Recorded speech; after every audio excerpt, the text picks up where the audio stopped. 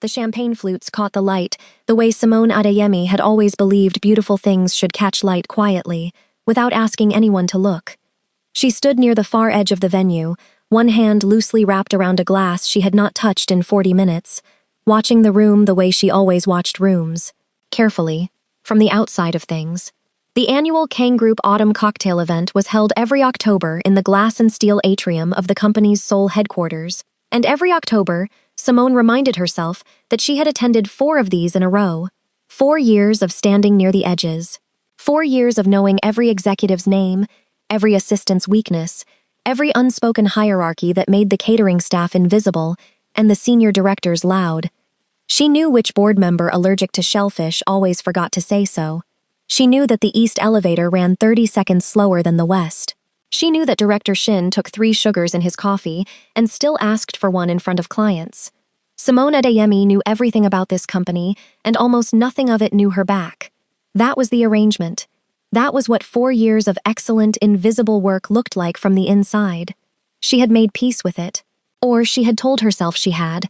She was still telling herself that when she heard Marcus's voice carry over the ambient jazz and the careful laughter of people performing their best selves, and every muscle in her body went still.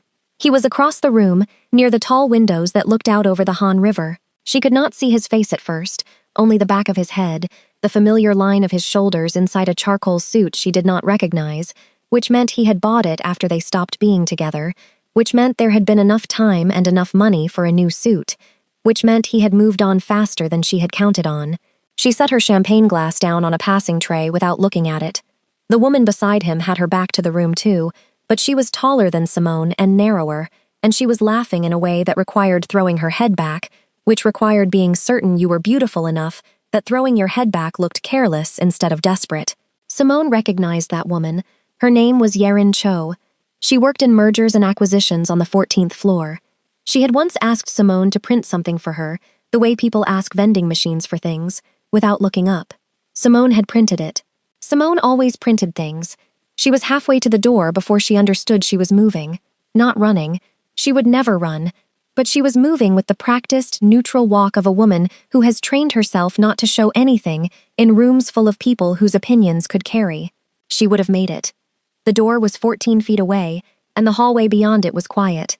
She would have made it cleanly, taken the back stairwell, stood in the parking structure for 6 minutes breathing recycled concrete air, and come back in with a steady face. That was the plan. She would have made it if she hadn't passed close enough to the pillar near the bar to hear Marcus's voice drop into the lower, more honest register he only used when he thought nobody was listening. "She was what she was," he said. His voice carried the particular ease of a man in a new suit beside a laughing woman. Convenient. I was lonely, and she was always there. That's not the same as choosing someone. And then Yerin's voice. Light, unbothered, already moving past it. "Was she in love with you?" A pause. The kind of pause that meant yes. She thought she was. Simone stopped walking. She did not do it intentionally. Her body simply stopped, the way bodies sometimes do when they receive information the mind has not yet approved. She stood with her back to the pillar, and the river light coming through the glass, and the jazz threading through everything, and she heard Marcus say, "She's here tonight, actually. She works here.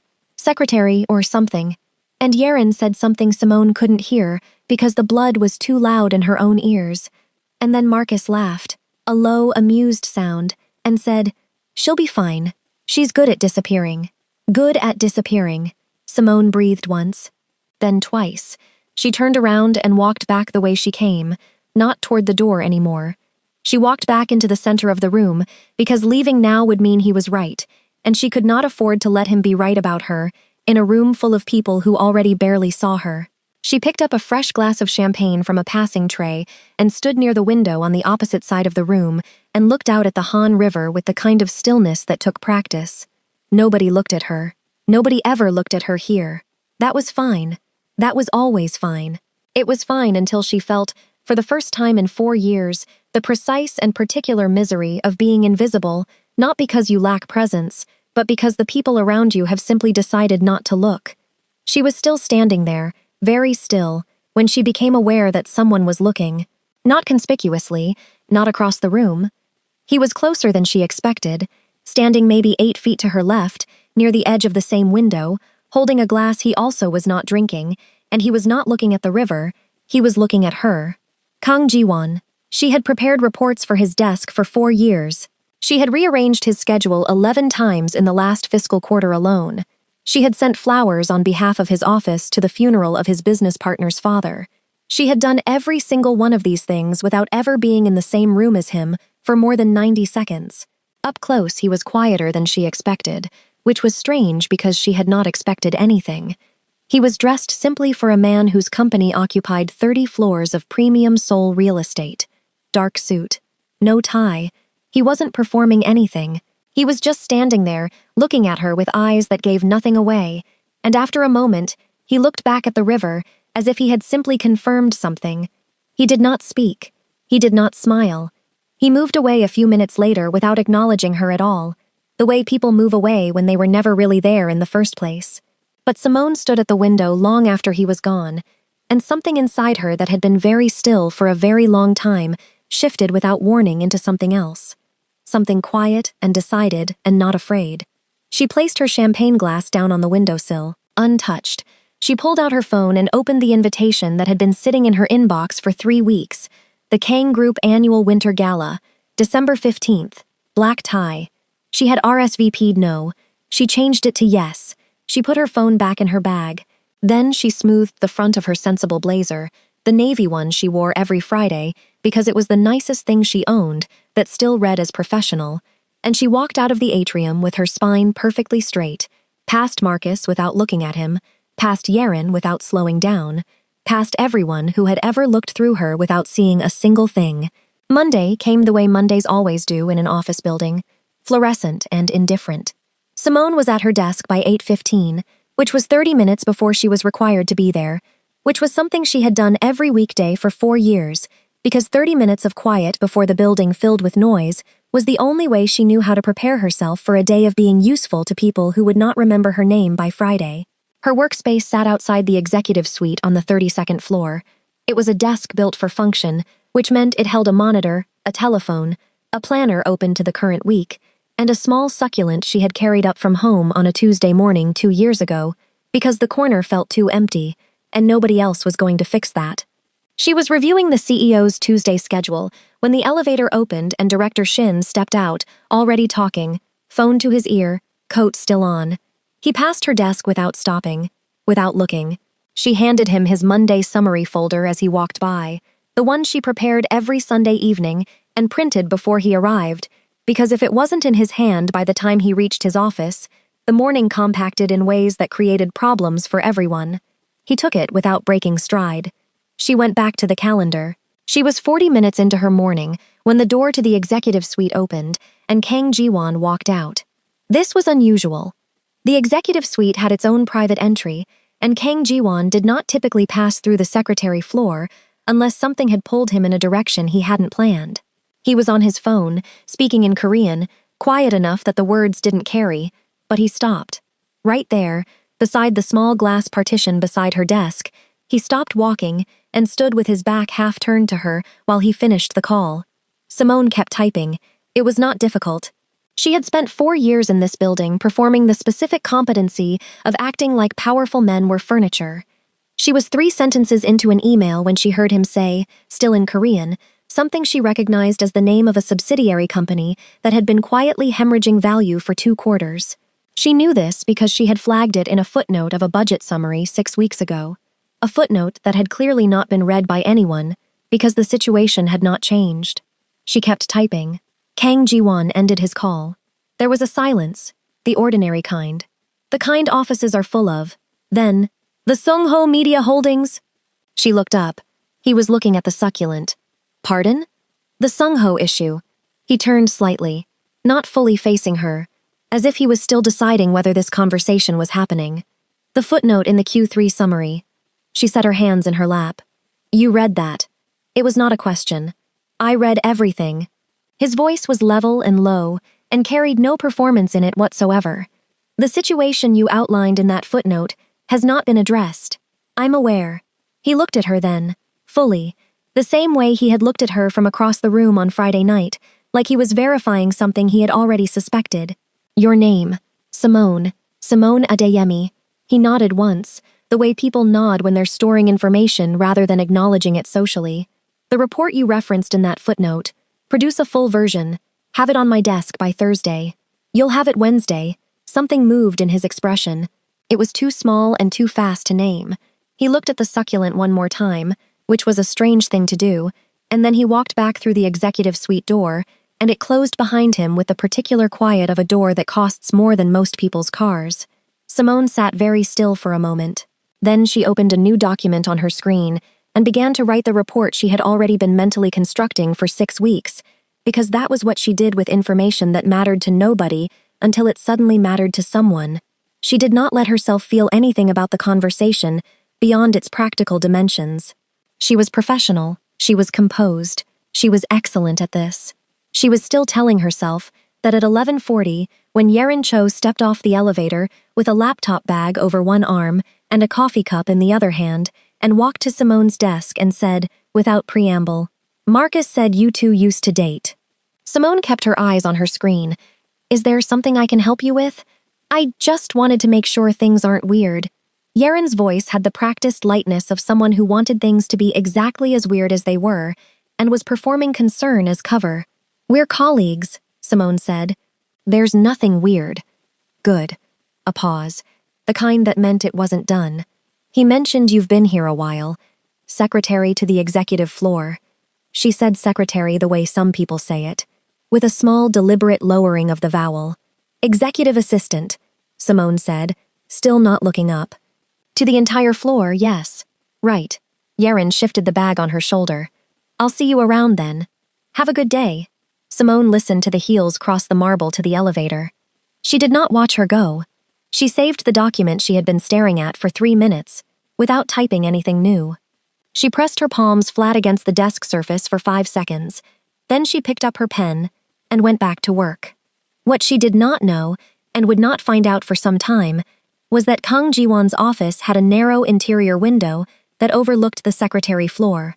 It was frosted on his side for privacy, and clear on hers by design. She did not know that he had watched the entirety of that interaction from his desk.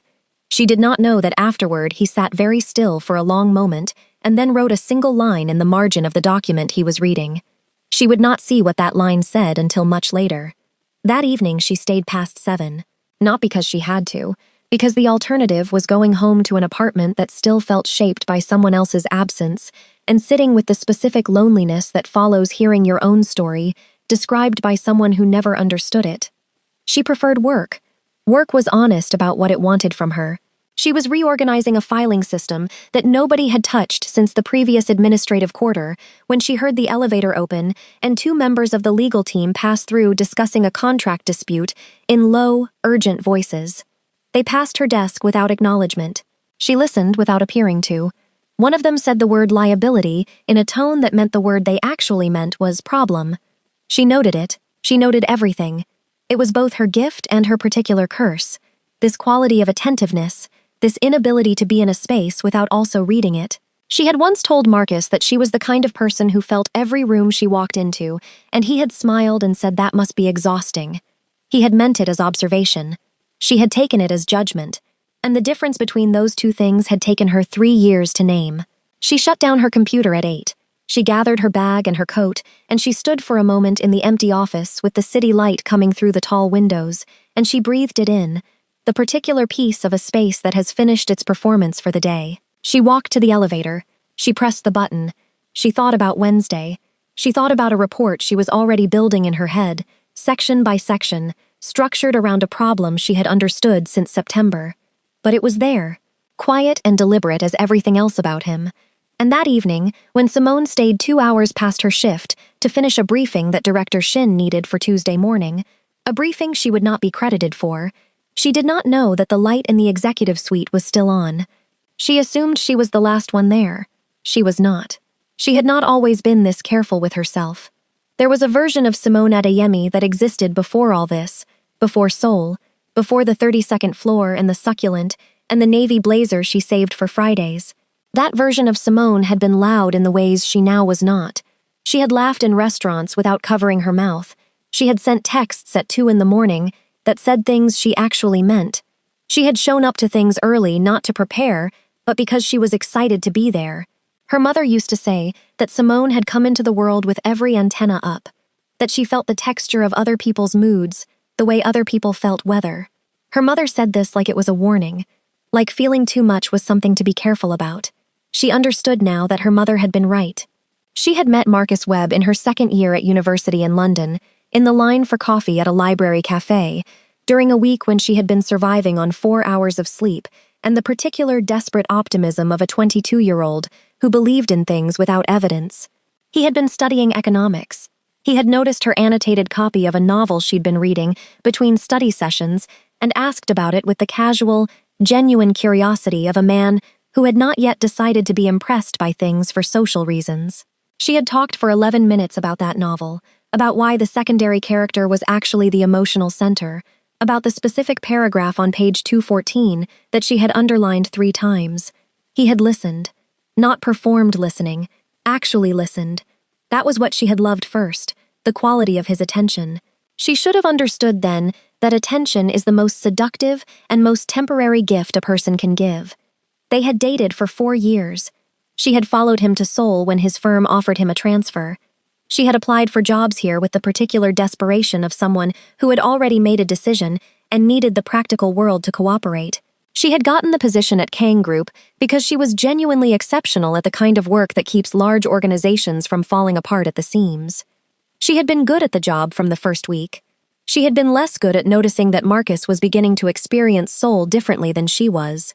He was ascending, dinners with clients, promotions quietly in progress.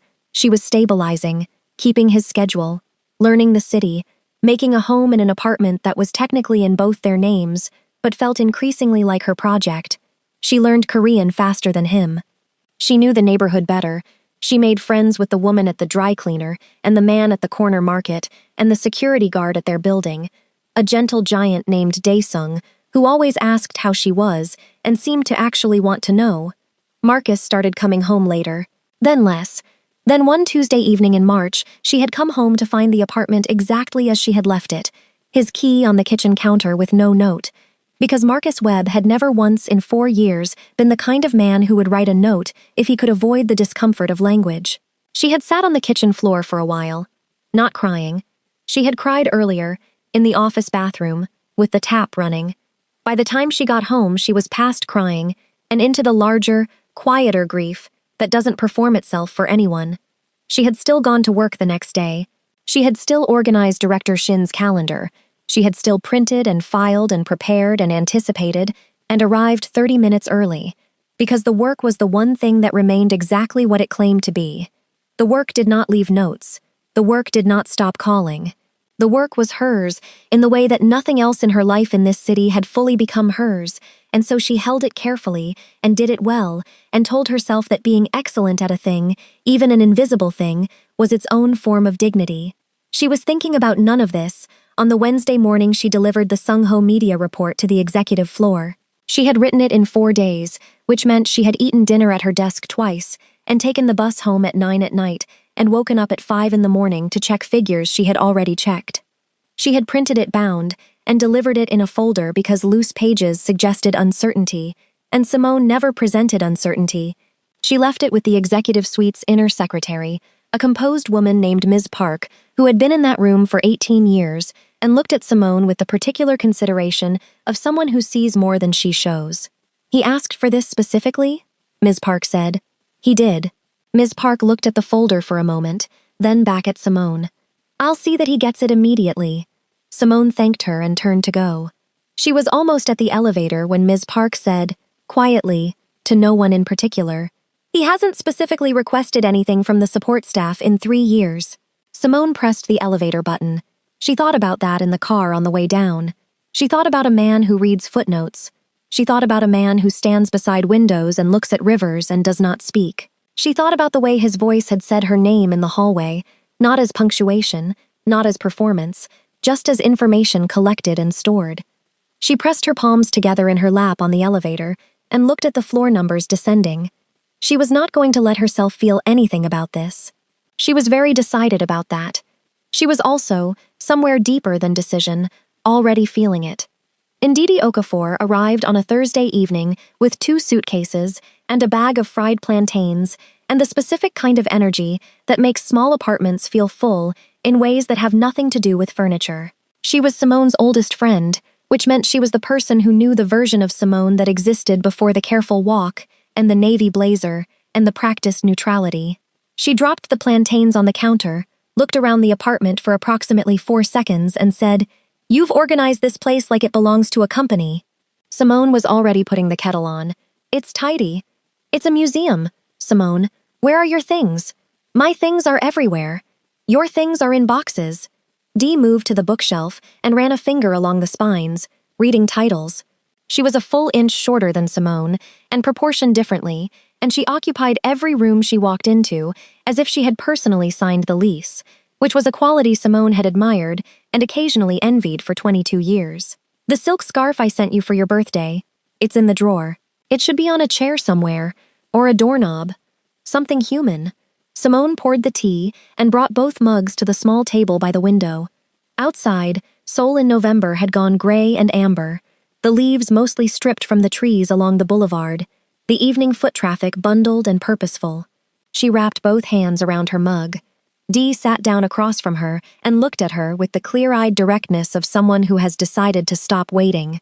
"Tell me about the cocktail event." Simone was quiet for a moment. Then she told her, not with drama. She didn't deliver it the way you deliver a story when you want the reaction. She delivered it the way you deliver a thing you've been carrying when you finally put it down, and now you're just describing its weight. She told Dee about Marcus and Yaren and the pillar and what she had heard. She told it without editorializing, which was how you could tell it still hurt. Dee listened the way she always listened, completely and without interruption, hands flat on the table, eyes steady. When Simone finished, Dee sat for a long moment and then said, "Convenient. Just the word. The way you'd hold something up to the light."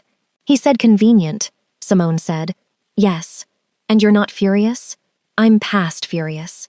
That's worse." Dee pulled the bag of plantains toward herself and opened it and pushed it to the center of the table and said, "You're going to that gala. I already RSVP'd yes." This surprised Dee. She tilted her head the way she did when the data was different from her expectation. "You did?" "The night it happened." "Good." She took a piece of plantain. "And you're going to look like you've never looked before in your life." "I was thinking the same thing. Not your work clothes, not your Friday blazer. The blazer is perfectly nice. The blazer is protective armor, baby, and you know it." Simone did know it. She had bought the blazer in her first month at Kang Group because it made her look competent and unassuming at once, which was exactly what she had needed to be. She had built a wardrobe around that principle. Things that said capable without threatening. Things that kept her comfortable in her invisibility. "I know what I want to wear," Simone said. And she did. She had known since she stood at that window with the untouched champagne and felt the exact shape of what she had been swallowing for 4 years. She described it to Dee in specifics, the color, the cut, the length, the way it would sit on her body, which was not a body she had ever been taught to celebrate in professional spaces, but was absolutely, entirely hers. Dee listened, and her face went through several things, ending at something warm and soft that she covered quickly with practicality. "We have 6 weeks," Dee said. "Where are we starting?" They started the following Saturday. Dee had already done research the way Dee approached everything, efficiently and ahead of schedule, and she had a list of shops in Myeongdong and Gangnam and one boutique in Itaewon that had been recommended by a Nigerian-Korean designer whose work Dee described as built for women who know what they're doing. They spent the entire day. Simone tried on 14 things and said no to 12 of them, for reasons that were increasingly specific and increasingly correct. And Dee watched each decision with the patience of someone who understood that this was not about shopping. This was about Simone rebuilding the outline of herself after 4 years of making herself smaller. They found the dress at 4 in the afternoon in the Itaewon boutique. Simone put it on and stood in front of the mirror and said nothing for a long time. Dee stood behind her with her arms crossed and her head tilted and eventually said, "There she is." Simone looked at herself, at the deep emerald that made her skin look like something poured rather than grown, at the cut that didn't argue with her body but worked entirely with it, the way good things always work with what's actually there, rather than what they wish was there. She looked like someone. She looked, she thought, like the version of herself that had existed before she learned to disappear. There she is, she agreed. She was quiet on the bus home. Dee didn't push her. She understood that some things need to settle in silence before they become real. When they got back to the apartment, Simone hung the dress in the very front of her wardrobe and left the wardrobe door open all evening so she could see it from anywhere in the room. The morning after the shopping day, Simone went to work in a blouse she had bought years ago and never worn. It was cream silk with a wide collar, and she had purchased it in a moment of something she couldn't name at the time, and had immediately folded into the back of a drawer because wearing it to the office would have felt like showing up as too much. She wore it under her jacket, a small thing, but Dee had seen it when she left and said nothing, only tilted her coffee cup in a small acknowledgement, and that had been enough. At her desk, she noticed something. The woman from accounts on the 30th floor, who passed through every morning and had never once looked up from her phone, paused at the edge of the corridor. She looked at Simone, not with anything dramatic, just the specific double take of someone whose existing data has been briefly contradicted. Simone said good morning. The woman said good morning back and kept walking. That was all. But it mattered in the way that small things matter when they are evidence of something larger beginning to move. She worked through the morning with the clean efficiency that was always hers, but something in her posture had adjusted by a degree that was invisible to most and precisely measurable by anyone who was paying the right kind of attention. She sat straighter, not because she was performing confidence, but because she had stopped deliberately compressing herself. She wore the blouse outside the jacket by noon. Nobody said anything. The world continued. She had been making herself smaller for other people's comfort, and the room had not even noticed. This was, she realized, both the good news and the thing she needed to sit with for a while. That night, she slept better than she had in months.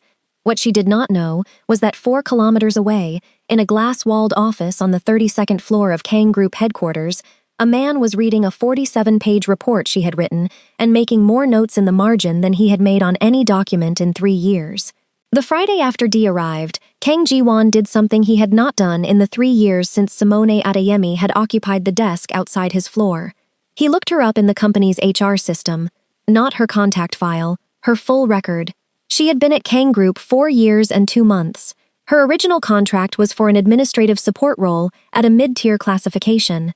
She had never been formally promoted, which was already unusual, because her performance reviews, 3 of which he found and read in full, were rated exceptional across every metric. Every single one. Reviewed by Director Shin and signed off with no follow-up action. No raise beyond standard annual increments. No title change. No acknowledgement beyond the box checked. He closed the file. He sat back. He was not a man who performed his feelings. He had spent enough of his life in rooms where emotional reaction was treated as information, to be exploited, that he had learned early to conduct the interior experience of himself very quietly. But he stayed still for a long time after closing that file, and the stillness had a particular quality to it that his executive assistant Jae-won, who had worked with him for 7 years, would have recognized immediately if he had been in the room. He was not in the room. Kang Ji-won opened a new document and wrote 3 lines. He saved it under a project folder labeled Internal Review, which meant nothing to anyone who might open it, because he had 17 folders with similarly generic names, and the habit of true privacy is not hiding things, but making the hiding invisible. He had first noticed Simone Adeyemi properly about 8 months ago, not the cocktail event. Before that, he had been leaving a late board meeting at 9 at night, and had passed the 32nd floor secretary area and found her there alone, typing at a pace that suggested someone in the middle of a thought rather than someone doing overtime. She had not heard him, or she had heard him and did not react. Which was equally interesting because most people reacted to his presence before he intended them to. She had been typing, and beside her keyboard was a cold cup of tea and an open notebook with handwriting too small to read from the doorway. He had stood there for perhaps 10 seconds. She had kept typing. He had left. He had thought about it afterward, not obsessively, but it was there, at the edge of something, the way information you haven't categorized yet waits at the edge of things. Then the Q3 footnote.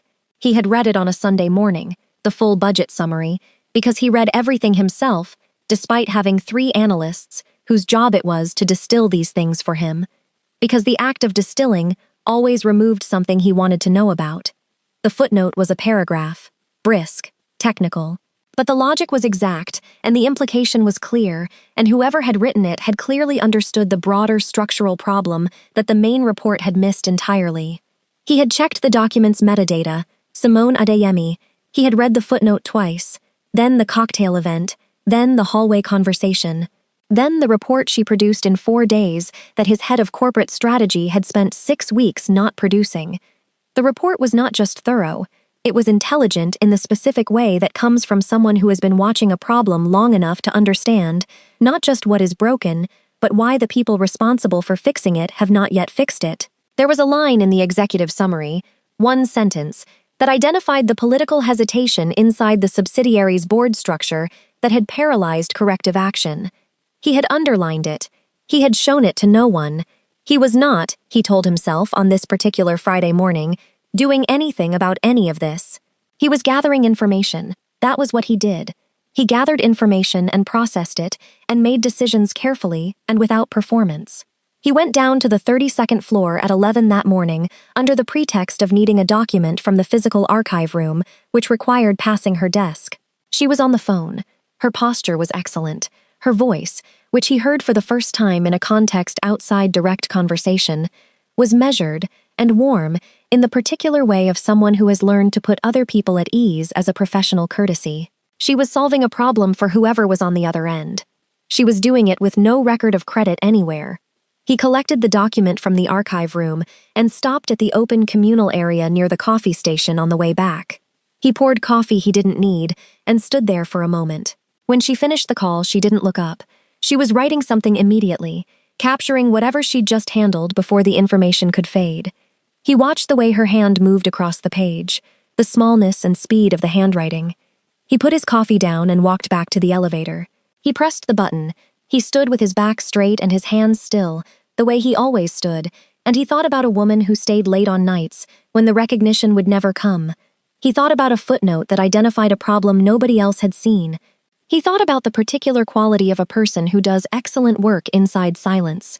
He called Jaewon in at 2 that afternoon and asked him to pull the last 8 quarters of internal initiative records from the executive administrative floor. Jaewon, who had worked with Kang Jiwon long enough to ask no unnecessary questions, produced the files within 20 minutes and placed them on the desk and left without comment. Kang Jiwon spent 90 minutes reading them. He found what he expected to find, and the finding of it did something specific to his expression that he was grateful no one was present to observe. She had flagged the Yonsei client's communication preferences 6 months before the account nearly collapsed because a senior director had misread the client's culture. She had noted it in an internal email that had been replied to with a thank you and then quietly ignored. He found 3 other instances of exactly this: insight produced, courtesy extended, acknowledgement received, action absent. He sat very still after reading the last one. He thought about what it costs a person to keep producing excellent work in a system that takes the output and discards the source. He thought about what kind of person continues to do it anyway. Not the defeated kind, the decided kind, the kind who has chosen the work itself as their dignity because they have enough self-knowledge to understand that the work is genuinely good, regardless of whether the room confirms it. He respected that more than he knew how to say, without it sounding like less than it was. He put the files in a folder, labeled it correctly, and sent an internal memo to the HR director that was 4 sentences long, direct, and not a request. The elevator arrived. He stepped in. He wrote it back to the 32nd floor. He sat at his desk. He opened the internal review document. He added a 4th line. Outside, in the office corridor 3 blocks away, Dee sent Simone a voice note that said, 6 weeks, sis. I already booked someone for your hair. Simone was in the middle of preparing a presentation for Director Shin that Director Shin would present as his own thinking to the Monday board meeting. She listened to the voice note with one earbud in and pressed the heart reaction and went back to the slide. She was thinking about emerald green and how it had felt to stand in that mirror. She was thinking, quietly and without letting herself name it yet, about dark suits and river light and a man who reads everything. December 15th arrived the way Simone had been thinking about it arriving, with a cold, clear Seoul evening and a sky that had gone the deep navy of a color she now associated with something she intended to step into. Dee had been at the apartment since 4 in the afternoon, which meant music was playing, and the bathroom light had been on for 30 minutes, and there were 3 different sets of earrings laid out on the kitchen table for consideration. "The gold hoops," Simone said, without looking up from where she was finishing her mascara in the hallway mirror. "Not the statement ones. The statement ones say something. I don't need the jewelry to say it." Dee smiled, the kind of smile that meant she was proud of something. "No," she said. "You don't." The dress fit the way it had in the boutique mirror. Better, maybe, because she was wearing it now for something real. She had done her hair in the particular way she had explained to the stylist 3 days ago, full and sculpted and deliberately itself, not performed casualness but genuine intention. Her makeup was precise and warm, her skin oiled and glowing in the apartment light. She stood in the hallway in the emerald dress and the gold earrings and the heels she had also bought with Dee, nude with a pointed toe that added 2 inches and were the most expensive shoes she had ever personally purchased. And she looked in the mirror and breathed. "You look like the beginning of something," Dee said from behind her. Simone picked up her clutch. "Don't make me cry." "I'm not. I'm being factual." The Kang Group Winter Gala was held at the Grand Hyatt Seoul, in a ballroom that occupied the entire 17th floor and looked out over the city from 3 sides of glass. The event was black tie. The invitation list was company leadership, key clients, board members, and a selection of senior staff who were invited on the basis of role rather than personal recognition, which was why Simone had received an invitation every year since her second. She had declined every year since her second. She had thought, in the weeks leading up to tonight, that the most difficult part would be walking through the door. She understood now that she had been wrong. The most difficult part had already happened. It had happened in October, at a pillar in an atrium, when she heard herself described as convenient, and chose, quietly and completely, not to accept that description. Everything after that had been movement. Getting dressed tonight had been movement. Telling Dee about the dress had been movement. RSVPing yes to an invitation she had declined for 3 years in a row had been the first movement, done in the dark, at a window, with champagne she wasn't drinking. She thought about that woman, the one standing at the window in October with the untouched glass, and felt a complicated tenderness for her. That woman had been holding so much. She had been holding it so gracefully that nobody in the room had noticed the weight. Simone picked up her clutch from the seat beside her in the car and held it in both hands and breathed, and she decided that tonight, the weight was someone else's problem. She had set it down. She was not picking it up again. The car pulled up to the hotel entrance at 8:47. She had timed this deliberately. Not too early, which would mean arriving into an incomplete room and being visible in the wrong kind of way. Not too late, which would mean arrival as spectacle. This was the exact right time. She gave her coat to the coat check and walked to the elevator. The grand ballroom opened before her in the particular way of rooms designed to impress. Tall ceilings, warm gold light, the low orchestral sound of a live quartet, tables clothed in deep burgundy, the specific density of people in formal wear who are managing the business of being social with varying degrees of skill. She stood at the entrance for a moment and found her footing. This was not a room she was afraid of. She had organized 17 documents that made tonight possible. She knew every executive at every table by their dietary restrictions. She took a glass of champagne from a passing tray and stepped in. The first person she saw was Director Shin, who looked at her the way people look at something they've seen before but cannot immediately place. She had sat outside his office for 4 years. She watched his expression move through confusion into a belated recognition that embarrassed him enough to make him smile too broadly. "Ms. Adeyemi," he said, "you look wonderful." "Thank you, Director." She kept walking. The second person she saw was Marcus. He was near the bar on the east side of the room, with Yaren at his elbow, and 2 colleagues from his firm, she recognized by association. He saw her at the same moment she saw him. His expression did something she had not expected. It didn't smirk or look away, or perform indifference. It went very still, the way faces go still when the body receives information the ego hasn't processed yet. Yaren noticed him stiffening. She followed his gaze. Found Simone. Her expression was a more practiced version of the same stillness. Simone met neither of their eyes for more than a second. She looked through them the way you look through rooms, finding what you came for." She was moving toward an open space near the windows when she heard her name. Not from Marcus. From a different direction. She turned. Kang Jiwon was standing at the table closest to the window wall, the one reserved for company leadership, with 2 board members and a client she recognized from a file she had prepared. He was not with anyone in the way Marcus was with Yerin. He was at his table the way he occupied all spaces, as a presence rather than a performance. He had said her name, quiet, definitive, like a period at the end of a sentence. She crossed the room to him. She was aware, without looking, of Marcus watching this. She didn't let it change the pace of her walk. Kang Ji-won looked at her the way he had looked at her from across the room at the October cocktail event, and then from behind the glass partition beside her desk, and the footnote, and the report. Like he was confirming something he had already decided was true. "Miss Adeyemi," he said, "I'd like you to join my table." It was not a question. It was said quietly enough that no one beyond their immediate vicinity would have heard it, but it landed in her chest with a weight that was not about the words. "Of course," she said. She sat at his table. The board members acknowledged her with the polite surprise of people who did not know what to make of an unknown beautiful woman at the CEO's invitation. She introduced herself simply, her name and her role. She felt the recalibration in the table's energy, the moment when capable replaces ornamental in the available categories. She did not perform anything. She was simply there, the way she was always simply there, except that tonight, for the first time in 4 years, someone in this building had chosen her a seat at the table. Across the room, Marcus Webb ordered a second drink. Yerin said something to him. He didn't answer. He was watching the window table. His jaw had the set of a man processing something he didn't know how to name.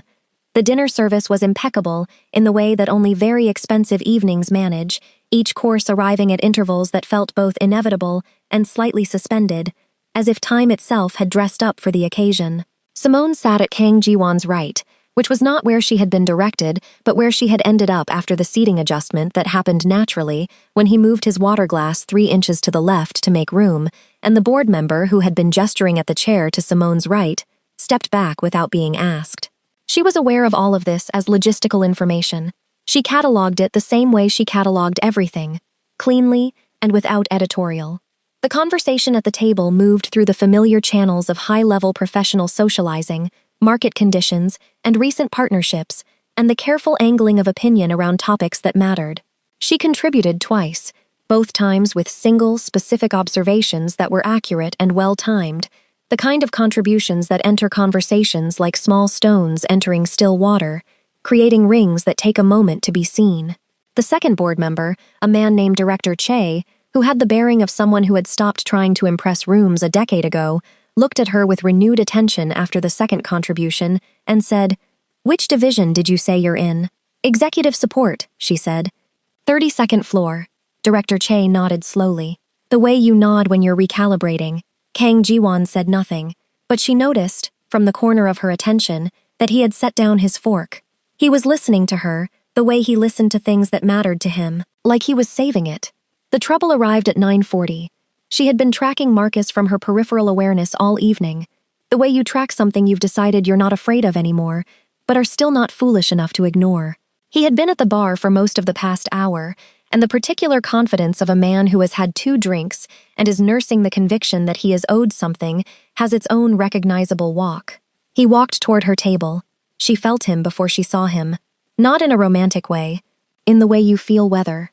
He stopped just beyond the perimeter of the table, close enough to be addressing it, far enough that it could be accidental. "Simone." His voice was easy, practiced at ease. "I didn't recognize you." She turned her head, unhurried. "Marcus, you look incredible." He said it with the warmth of a man who believed the compliment would land as generosity rather than implication, as if saying she looked incredible now was distinct from whatever she had looked like before, as if she should be grateful for the update. "Thank you," she said, neutral, complete. He looked at the table, at Kang Ji-won, with the specific alertness of a man mapping territory he hadn't expected to find occupied. "I don't think we've met," he said, extending his hand across the table with a confidence that was slightly too wide. "Marcus Webb, Corporate Advisory." Kang Ji-won looked at the hand for a single, unhurried beat. Then he shook it.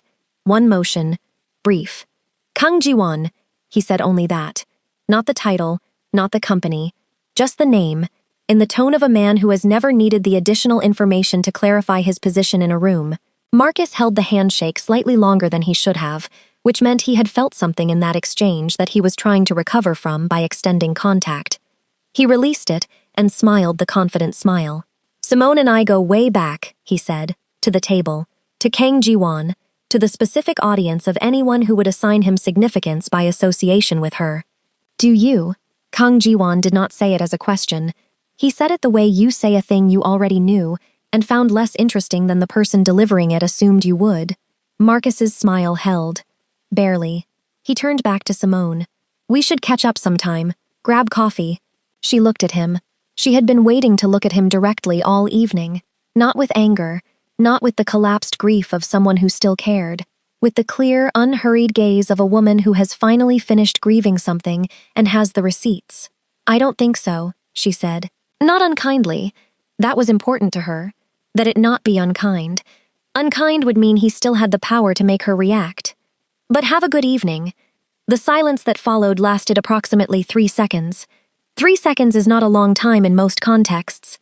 In a ballroom, at a formal dinner, at a table where everyone is trained to manage social information without displaying that they're managing it, 3 seconds is an eternity. Marcus straightened. His jaw did the thing she remembered, the micro-tightening, the recalibration of the face.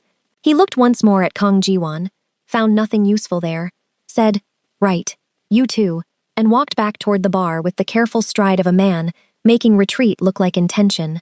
Director Che poured himself more water. The conversation resumed. Simone picked up her fork. Kang Ji-won leaned back in his chair slightly, the way he moved when he was settling into something he had decided to give his full attention to, and under the table, entirely invisible to everyone else, his hand rested on the armrest, and one finger tapped once, twice, against the upholstery, like a thought arriving and being stored.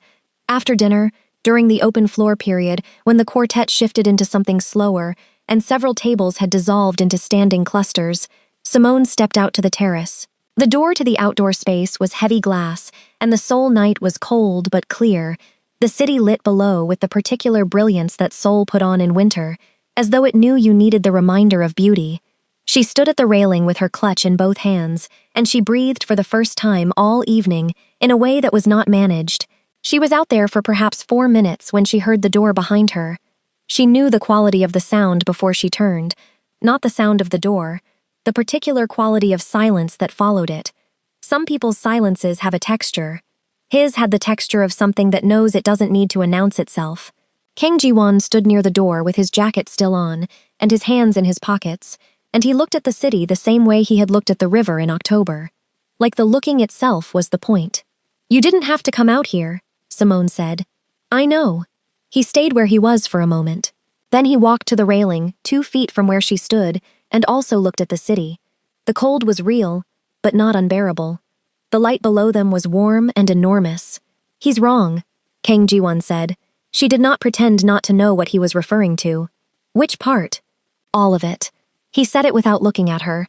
What he said at the cocktail event. The thing about disappearing. She stilled. "You heard that. I was standing on the other side of the pillar." She let that settle. The image of it. Him on one side, her on the other. The sound of Marcus's voice moving through marble and glass. "You didn't say anything," she said. It was not an accusation. It was an observation about a fact. "It wasn't my moment to say something." He was quiet for a beat. "That was yours." She looked at him then. He was still looking at the city. His profile was clean and calm, and entirely without the need for her to see him any particular way. "I read the Q3 footnote in September," he said. "I know who produced the board materials for the last 4 quarters. I know which initiatives you flagged before anyone else flagged them. I know you stayed until 11 on the Thursday before the Yonsei client presentation because Shin's team had not prepared a demographic appendix, and you built one in 4 hours that was better than anything they would have produced in 4 days. He turned then, found her face with the same direct, verifying attention he always used. "You were never invisible. They just didn't look." The city hummed below them. The cold moved between them without urgency. Simone felt something inside her. Do what things do when they've been held at a precise and exhausting tension for too long, and someone finally, carefully, lets the pressure out. Not collapse. Not dissolution. Something more like releasing a breath you have been holding so long you forgot it was held. Her eyes were warm. She didn't look away. You could have said something sooner, she said.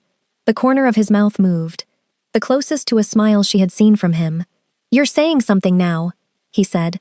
She could not have told you exactly when the terrace ended and the rest of the evening began. Time at a formal event has a particular permeability after a certain hour, where the structure dissolves, and what remains is only the essential experience of whoever you happen to be standing next to when the formality dropped away. She and Kang Jiwon were back inside by 10:40. She did not know who had moved first. She thought it might have been her. She thought it might have been him. She thought it might have been the cold, which had made the decision for them without requiring anyone to announce it. Inside, the quartet had given way to something more contemporary, and several of the more senior executives had collected their spouses and begun the graceful early departures of people who have established they were here long enough to matter. Director Shin stopped Simone near the edge of the dance floor. He had a glass in one hand and an expression that had been adjusted for the occasion, but still carried its default assumption that she was adjacent to whatever was important, rather than central to it. Ms. Adeyemi, he said, I've been meaning to talk to you about the Q4 planning cycle. I could use some additional support on the executive summary. She looked at him. 4 years of looking at him the same way. Patient, available, professionally pleasant. She looked at him differently now, not with hostility, just with the specific clarity of a woman who has stopped editing herself for other people's comfort. The Q4 executive summary, she said, is something I've been producing, without formal credit, for 3 cycles. I'm happy to continue contributing to that work. I'd like to discuss a title revision and the compensation structure that reflects what I'm actually doing here. Director Shin blinked. His hand tightened on his glass. That's something we'd need to route through HR. I know how it works, she said. I've been routing things through this organization for 4 years. I'll have the conversation with HR on Monday. I wanted you to know first, as a professional courtesy. She smiled. The warm, exact smile of a woman who is no longer performing smallness as a service. Enjoy the rest of your evening, Director. She turned away from him. He stood there, with his glass and his blinking, and his recalibration. Dee was going to make an extraordinary sound when she told this story. Simone was looking forward to it. She found Kang Jiwon near the exit, having the end of a conversation with Director Che that finished with the older man nodding, in the decisive way of someone who has been given exactly what he needed and knows it. He saw her come up. He finished.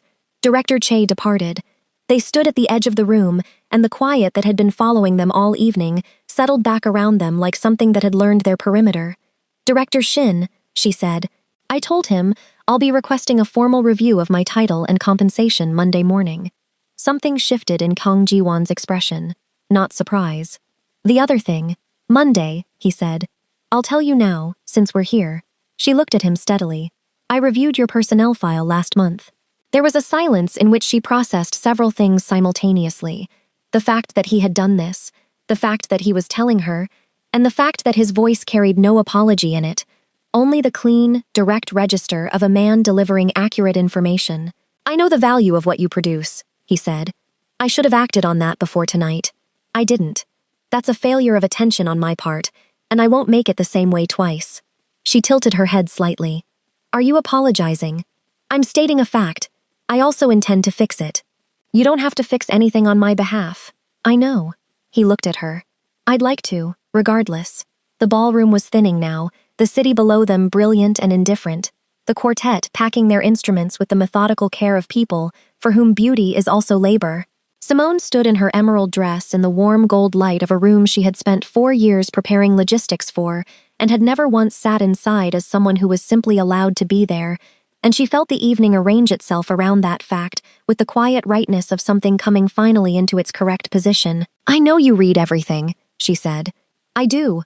I know you heard the pillar conversation. Yes. I know you've been watching me for longer than you've been speaking to me. A pause. Not defensive. Considering. Yes, she breathed. I want to be told directly when something concerns me. I don't do well with subtext. I noticed, he said, and this time the corner of his mouth moved further, and the word quiet no longer described it accurately. It was the specific expression of a man who has found, entirely unexpectedly, something that he intends to be careful with, because he understands its worth. Your coat, he said. I'll get mine, she said. She went to the coat check. She handed over her ticket and stood waiting, and thought about nothing specific and everything at once, the way your mind works when it has too much material that is still too warm to organize. She thought about the cocktail event in October, and the window and the river and the champagne she didn't touch. She thought about the pillar and what she had overheard and the way she had walked back into the center of the room because she refused to let a small man define her exit. She thought about the succulent on her desk and the footnote and the 47-page report she had written at 9 in the evening with cold tea beside her keyboard. She thought about Dee, who had brought plantains and called her wardrobe a museum and said there she is, in a Itaewon boutique dressing room. She thought about all of it, and she thought about a man who reads footnotes and stands at windows and says you were never invisible as a statement of record rather than a compliment, which is the only way it could have landed as true. The coat check attendant returned her coat. She put it on. She turned around. Kang Ji-won was already there, waiting in exactly the measured, unhurried way he waited for everything. His coat on, his hands in his pockets, his attention exactly where she was. The Sung-ho report, he said, as they walked toward the exit together. The subsidiary restructure you, outlined on page 31. What about it? I'm implementing it. I want you leading the internal review committee. She stopped walking. She turned to look at him in the corridor light. He was already looking at her. That's a senior project role, she said. Yes. That's not currently within my classification. It will be by Monday afternoon. She looked at him for a long moment, not at the offer, at him, at the specific quality of his attention, which she had been cataloging for months without knowing what she was collecting it for, and which she now understood was the same quality she had been searching for in other people without knowing she was searching. He saw things. He remembered what he saw. He acted on what he remembered. He did not require you to be smaller than you were in order for him to feel larger. She had spent 4 years in this building, learning what it felt like when that quality was absent. She was very good now at recognizing it when it was present. Monday, she said. Monday. They walked out of the hotel together, into the cold December night. Seoul blazed below and around and above them with the specific optimism of a city that does not stop for anything. She thought she might call Dee from the car. She thought Dee would make that sound, the high, delighted sound she made when things happened correctly. She thought she had not felt this particular lightness, this specific quality of being entirely held inside her own body, rather than slightly outside it, managing herself for everyone else's consumption. She thought she had not felt this since before she learned to disappear. She was not going to disappear again. She understood that now with the clean certainty of a thing that does not need to be repeated. The emerald dress caught the hotel light as they stood at the curb. Kang Ji-won stood beside her and looked at the city and said nothing, and did not need to say anything, because there was nothing left in the space between them that required management. She stood there, and she breathed, freely, fully, like a woman who has just remembered that she has always been worth looking at. She had simply been waiting for someone honest enough to confirm it. He had, and she believed him not because she needed his confirmation, but because he was right. She had always been right there, present, and excellent, and entirely undiminished. It had just taken everyone else longer than it should have to see what she already knew. The car arrived, she got in, he got in beside her. The door closed. The city went on being brilliant around them, and for the first time in 4 years, Simone Adeyemi took up every inch of the space she was in, and did not apologize for a single one